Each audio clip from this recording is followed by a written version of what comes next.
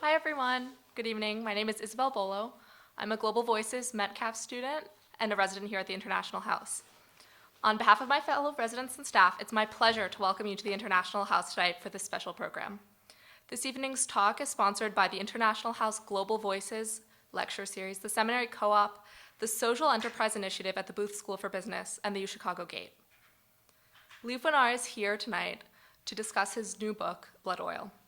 He holds the chair of philosophy and law at King's College London. After graduating with honors from Stanford, he went on to study with John Rawls at Harvard.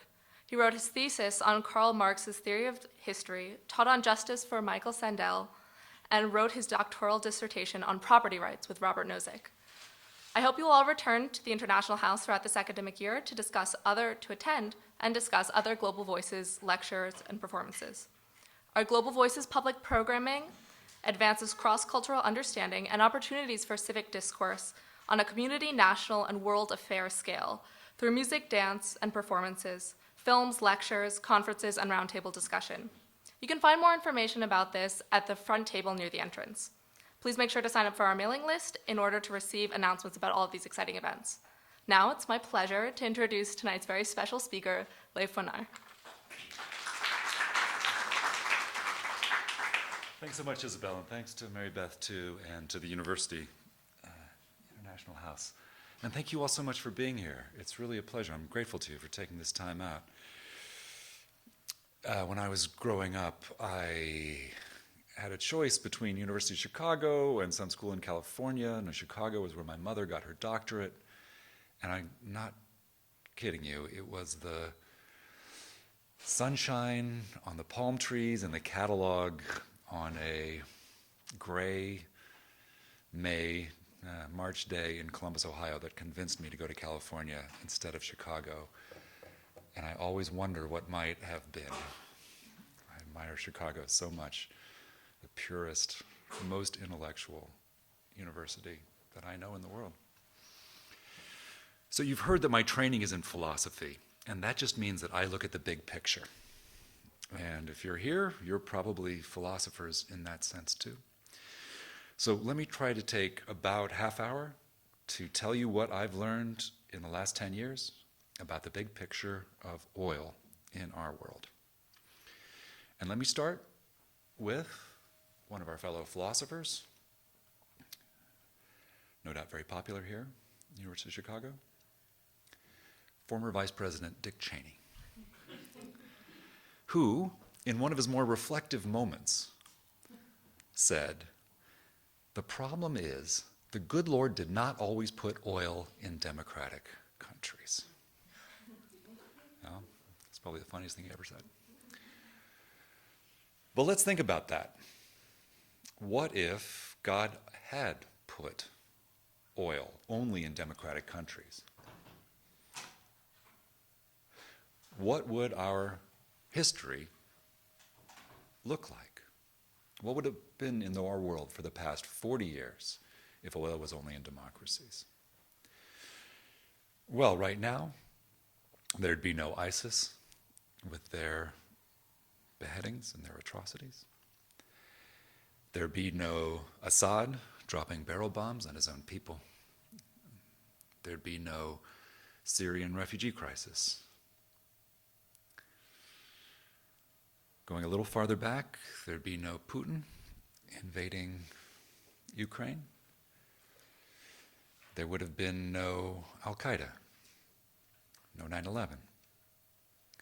There would have been no genocide in Darfur, no Saddam, no Gaddafi, no Iranian spread of terrorism through groups like Hezbollah. And if you want to go really far back, 40 years back, there would have been no Soviet surge ahead of us in the nuclear arms race. For some reason, for 40 years, our worst threats and crises have come from oil states. And why? Why should that be? Well, Dick Cheney was wrong. When we're thinking about why this problem happens, we shouldn't look to the stars. but to ourselves, and not to what we usually argue about, which is our foreign policy choices.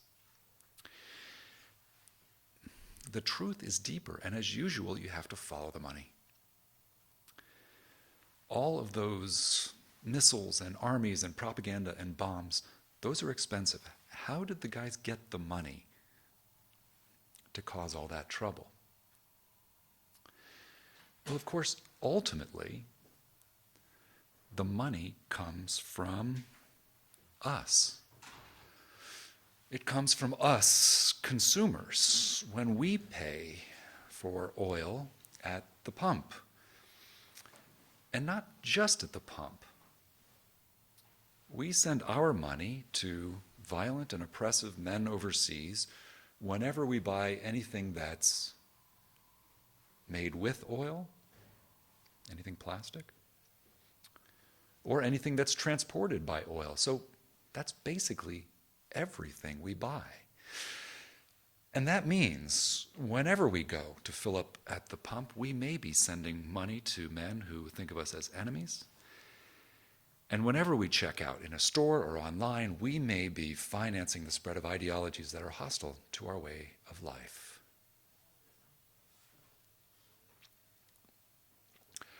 Why is that happening? Why are we forced to send our money to these men when we shop? My message tonight is that this is because of one very old, very bad rule that we all take for granted, but which is causing a huge amount of trouble in our world, and that we've got to reform if we possibly can. This is just the rule that says, whoever can seize natural resources by force in another country can sell them to us.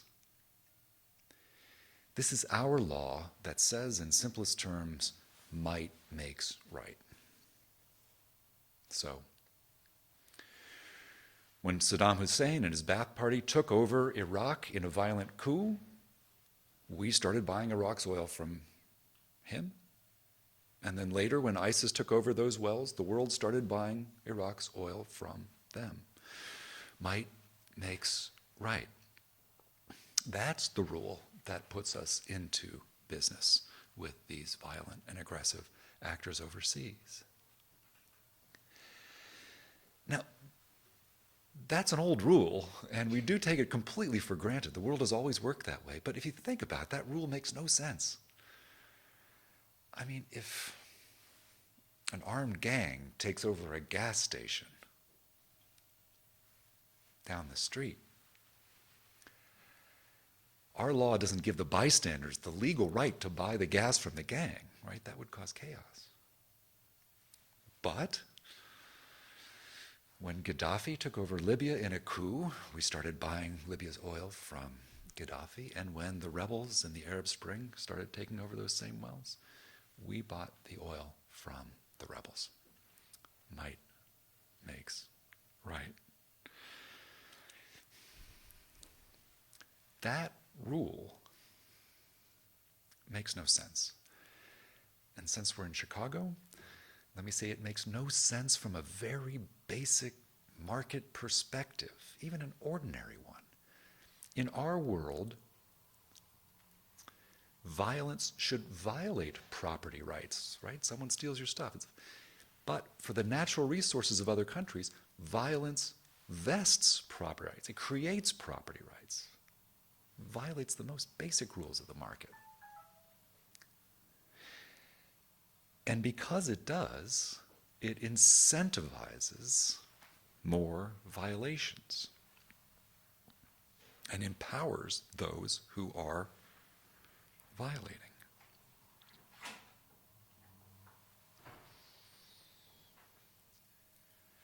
So here's one way to see that. Imagine that the state of New York declared might makes right for all the goods in New Jersey. So the New York legislature passes a law that says whoever can seize goods by force in New Jersey can sell those goods to New Yorkers, and the property rights will be enforced by the police and courts of New York. What would New Jersey look like after a couple years if New York declared might makes right? So New Jersey would be full of what? kingpins and armed groups, turf wars.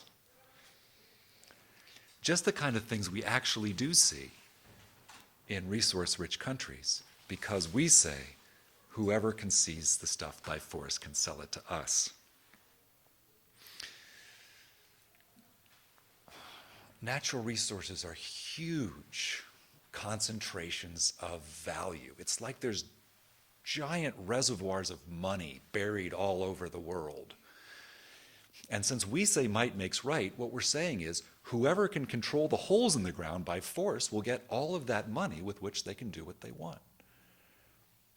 Whoever keeps coercive control over that territory gets the money, and if it's an armed group that keeps control over the hole in the ground, they can use that money to buy more weapons, as we're seeing in Iraq and Syria and Libya.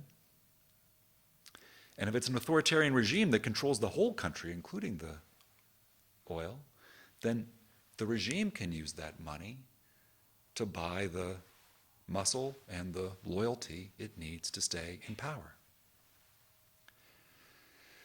And if it's the Saudis who get the money, as we've seen over decades, they can use the money to spread an extreme, intolerant version of Islam worldwide by funding schools and madrasas and study centers, not only in the Middle East and Asia, but also in Europe, which we now see mutating into violent extremism, not only overseas and in Europe, but also perhaps here.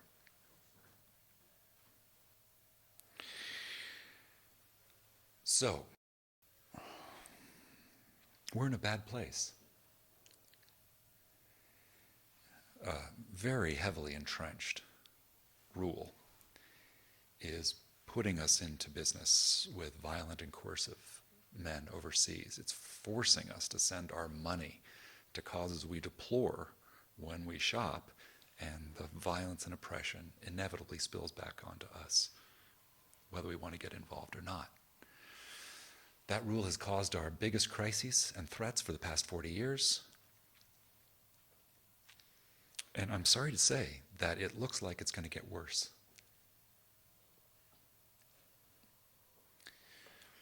So, think of the map. There's a arc of oil.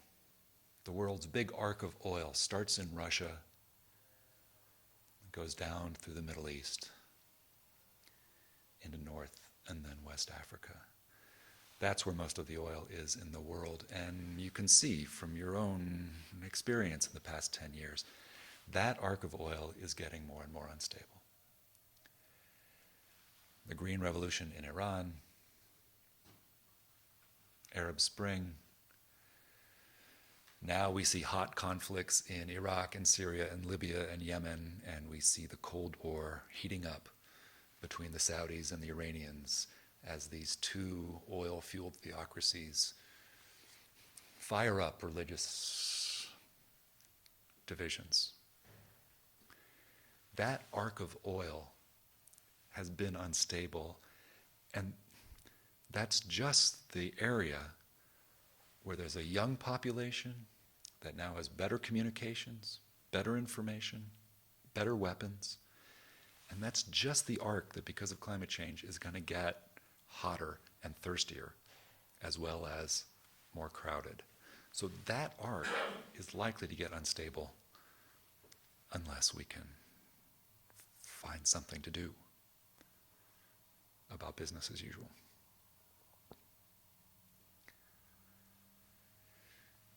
So, what could we do? Is there any hope that we could change our system as it is? It's going to be tough. The world uses a lot of oil. Even as we transition away from fossil fuels for the sake of climate, it's going to take a while. 90% of the world's transportation fleet runs on oil. It's almost every car, truck, bus, plane, ship. It's going to take a while to change the fleet over. And some very powerful actors are entrenched in business as usual. Obviously, the Saudis and other authoritarians like the system as it is, And the big oil companies are also used to business as usual, and they're very powerful global actors. So it's going to be challenging to change for sure.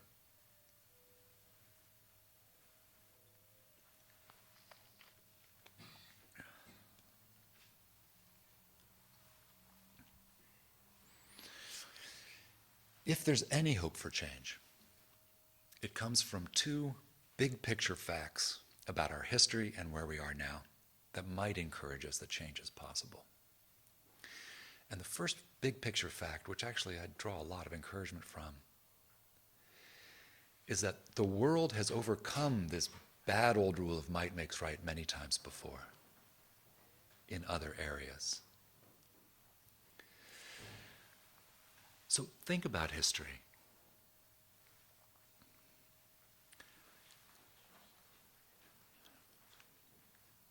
"300 years ago, might makes right was the world's rule for almost everything, including for human beings. 300 years ago, the international rule for human beings was whoever could seize them by force could sell them to us. That was the rule that legalized the slave trade. And under that rule, the European empires forced 12 million Africans through the terrible Middle Passage, where the survivors were legally bought here as property. Might made right for people. And not only for people.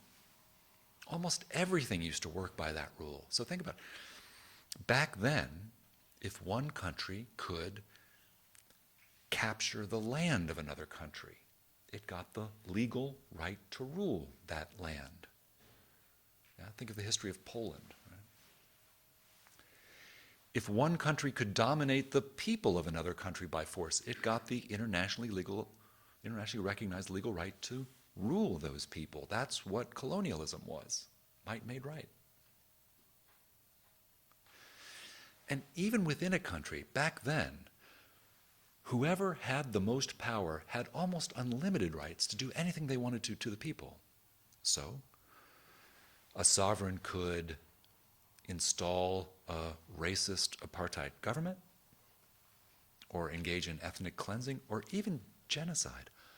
All of those things used to be perfectly legal. But look, all of those things that I've mentioned are now illegal. The slave trade, territorial conquest, colonialism, apartheid, ethnic cleansing, genocide, those things have now been abolished in international law. These are some of the great advances of humankind in the past 300 years. We've replaced those bad old practices with international laws that require respect for individual human rights and the self-determination of people. Now, you know as much as I do that just because we've passed better laws does not mean we've magically abolished power in the world, right? Our new laws are still violated far too often. But we're on the right side of history when it comes to the issues I've mentioned: slave trade, colonialism, apartheid. But we're still on the wrong side of history when it comes to might makes right for natural resources, which zombies on in our international system. We've just never reformed it.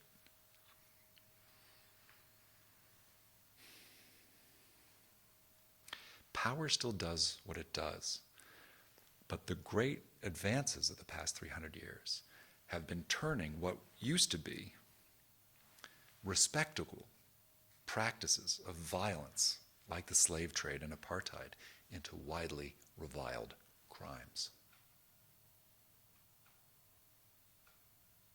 So, for us to try to get rid of might makes right for resources, we would have to stop buying authoritarian oil and conflict minerals, and then we would have to convince the rest of the world to do that too. And that's going to be challenging. But the second big picture fact that should give us hope that that might be possible is that now in the 21st century, the world already talks as if we used a better rule. On paper, at least, The world has already agreed to a better, modern rule for resource trade, which is nothing other than one of America's deepest political principles. Abraham Lincoln said it in his first inaugural: a country belongs to its people. It's the people of the country and not power that should have the ultimate right to decide what happens to the land, including the oil and other resources. The resources are the birthright of the people. And all that means is that the government has to be accountable to the people for whatever happens to the resources of the country. A country belongs to its people. Now, that's an American principle. It's not a partisan principle. So let me give you both sides of the aisle saying that. Senator Bob Graham, Democrat of Florida, said not too long ago, "The oil and gas off of our shores is an American asset. It belongs to the people of the United States of America." And on the other side, George Bush, talking about Iraq in 2006, said, "Iraq's oil belongs to the Iraqi people. It's their asset." It's a very natural thing to say. And again, all it means is that the government has to be ultimately accountable to the people. Can the people find out what's happening to their resources? And can a majority who feels strongly change what the government's doing without fearing their safety or their lives? That's all it means. That principle, that a country belongs to its people, is widely believed. And that's lucky. I mean, you might just think that I'm saying democracy is great. And it is great. But popular resource sovereignty is the only realistic replacement for might makes right. Oil is the largest source of unaccountable power in the world. Whoever can control the holes in the ground, they get this big revenue stream. They can do whatever they want to. Right now, in the system as it is, our main tools for trying to check the power of the authoritarians and armed groups who are empowered by oil: sanctions, military action. Those are very clumsy tools. They're expensive, often ineffective, and they cause huge unintended consequences and real human suffering. So, in the world as it is, oil is the biggest source of unaccountable power in the world. Our tools for checking it are very clumsy.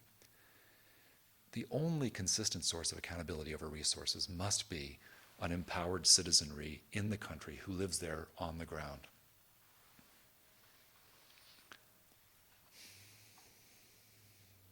And luckily, in our fortunate point in history, it's not just America that says a country belongs to its people. As a result of the struggles for self-determination in the 20th century, almost every country in the world has signed a major treaty that says this. So if you've been studying human rights, you know there's two main human rights covenants. They both say in Article 1, all peoples may, for their own ends, freely dispose of their natural wealth and resources. Almost every country in the world has signed that. US, China, India, South Africa, Brazil. 98% of the people in the world are living in a country that has already signed up to that language, that principle that a country belongs to its people. So the world already talks the talk, but even America hasn't taken the steps that would be needed to make that principle into real law. If America would make that principle into law, it just would say, we believe the resources belong to the people, and we don't think we have the right to buy them from anyone who couldn't possibly be accountable to the people of their country. That would be the day when we would be taken out of business with the men of blood abroad. And we would no longer be sending our money to these violent and coercive men whenever we shop.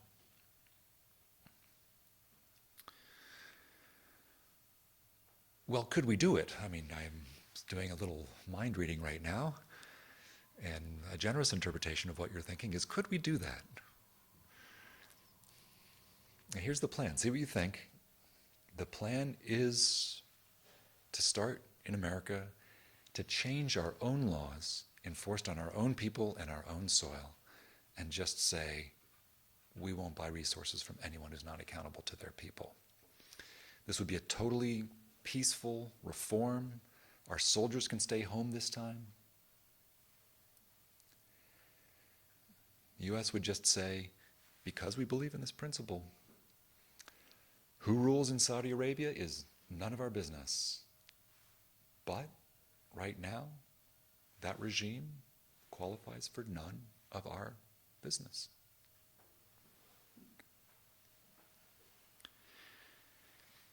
After making its own legal reforms, the plan would be for America to lead the West and then the world to make those similar reforms. As it's actually started to do, there's a lot of encouraging stuff going on in this space. So America has already passed strong transparency rules for its own oil companies, requiring them not to do opaque deals with corrupt officials in oil-producing states. And when America did that, dozens of countries immediately followed. And if you saw the DiCaprio movie, Blood Diamond, that was a representation of real terrible events in Sierra Leone. It was found that these awful militias in Africa were selling blood diamonds to companies like De Beers, and they were ending up in our engagement rings and jewelry, earrings. America led the worldwide import ban on blood diamonds that's now in effect. We could expand that ban on blood diamonds to blood oil.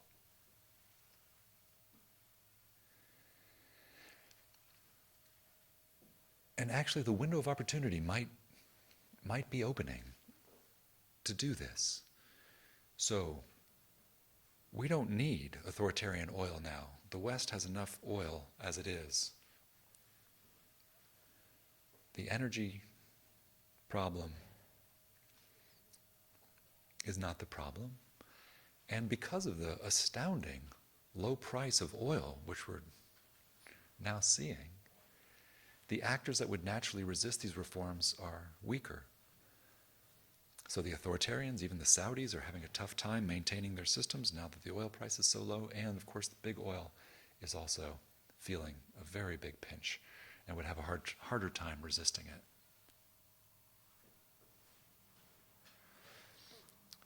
So we could try. And I'm just going to put in a plug for a website here. I've actually put a website up called Cleantradeorg, where there are mechanisms for us as citizens and consumers to try to put pressure on our governments to get us out of business with these bad actors abroad. So on Cleantrade, you'll see a declaration of principles, which would be exactly the principles we want our government to put into effect to change our own laws. You can sign the declaration. I've been working with a consultant from the oil industry, and we're just going to get new numbers in soon we developed an index which will tell you which of the big oil companies do more business with authoritarian regimes. So, Shell, Exxon, BP, who does more business with authoritarians? We can use that as consumers to decide where to buy our gas, put some pressure on the oil companies not to do so much business with the authoritarians or to try to improve governance where they're invested. And of course, we also have to convince our trade partners to stop buying stolen oil too. So on the website, there's boycotts we can do to try to convince our Chinese friends also to stop buying stolen oil. There's a number of them. One of them is called the toycott. You might not think of it, but plastic is oil and toys are plastic, so toys are almost all oil, and we shouldn't let our kids play with stolen oil. So there are things we can do to try to push this change. honestly, studying this for all these years, we can do it. We can do it if we want to do it.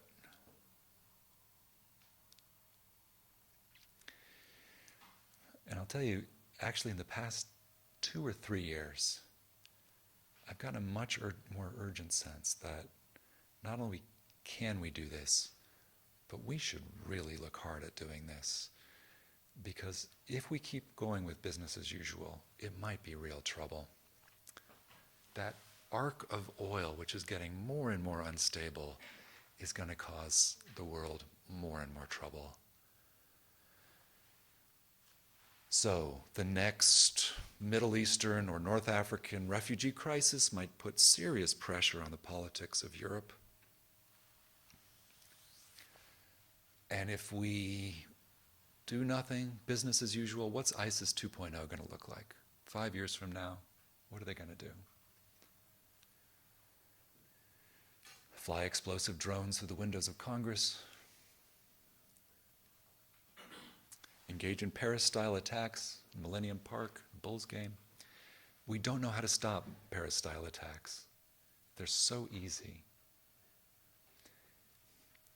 If we do nothing, it could be real trouble. But imagine the day when the United States said, we're standing by our own principles. We're not going to give hundreds of millions of dollars every year to people who are oppressing and attacking their own citizens. We believe that the people there are going to get power. We don't want them to get power the hard way, through extremism and armed conflict. We want them to get power because progressive reformers who represent them introduce gradual constitutional change in these countries. Can you imagine the day where the United States stood up with the peoples of the world, stood on its own principles, bore some cost for the sake of upholding its own principles? That, I think, would get us the thing we need more than any military buildup, which is simply more trust in resource-rich states. We just need more trust around the world. We could get a lot more done if we had more trust. So, change is coming to the world. We can go through it the hard way with business as usual. Keep funding those who are attacking and oppressing the peoples overseas, or we can stand on our own principle and lead the world through the next great step forward towards freedom. Thanks very much.